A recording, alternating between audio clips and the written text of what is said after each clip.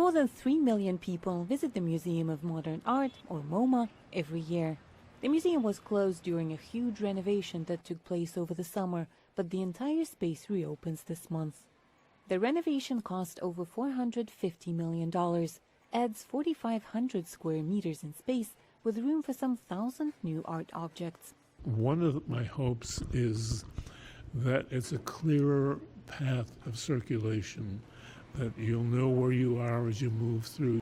My hope is that you'll be able to get lost, but run into something and know where you are exactly. But also the ground floor. I think there's a huge change in the street level. On the top 6th floor, there is a terrace and a cafe with a spectacular view. The 5th is dedicated to world masterpieces. Here visitors will find Van Gogh's Starry Night, Picasso's Les Demoiselles d'Avignon, Matisse, Pollock, and Warhol. The closer to the ground floor, the more modern art gets.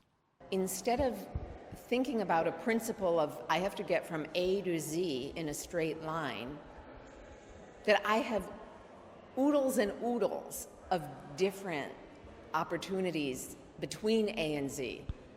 But even all the new space isn't enough room for the 200,000 art objects being stored here. And they're all masterpieces of the past century and a half, including the first videos and photo negatives.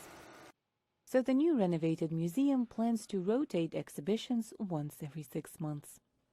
Well, I think the new MoMA is an extension of the old MoMA. One grew out of the other. This version of the Museum of Modern Art was embedded in an earlier version. This is the 5th renovation MoMA has gone through in its history. Each time it gets more difficult because any expansion means agreements with city authorities, the mayor's office, and real estate agents.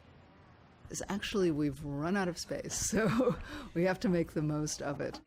This block is very limited. We have a church on one side. We can't really move, pretty much locked in. But for MoMA, this is nothing. After all, the art it holds is immortal and only becomes more precious with time. For Elena in New York, NRI's VOA News.